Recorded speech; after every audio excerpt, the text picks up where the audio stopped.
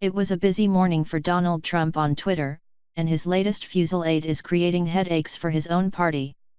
First, the president denied a statement from his chief of staff yesterday that his views on a Mexican border wall had evolved, despite the fact that he has, in fact, changed his position. Then he threw sand, a wrench, an entire toolbox into the gears of his party's efforts to pass a temporary spending bill to keep the government open past Friday night. The Republican strategy, crafted by congressional leadership, was to pass a bill that would receive enough Republican support to overcome unified Democratic resistance in the House and then jam Senate Democrats into either grudgingly voting for the bill or forcing a politically fraught shutdown over protections for undocumented immigrants. A key piece of this strategy was to include long-term funding for CHIP, a health insurance program for children from low-income families, in the measure. It's something most Republicans support and Senate Democrats would be reluctant to be seen voting against.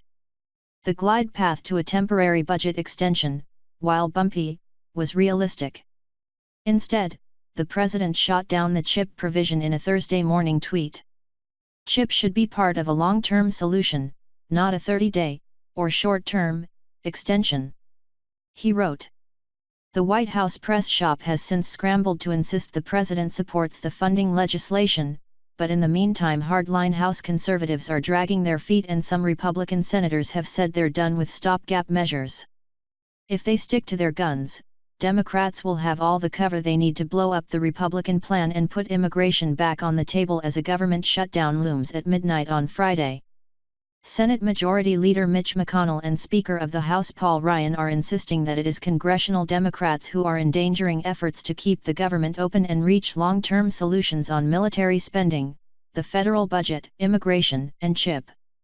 Those types of assertions, however, are much more difficult when the president isn't reading from the same script, and members of the party, on the right and the middle, are pulling in different directions.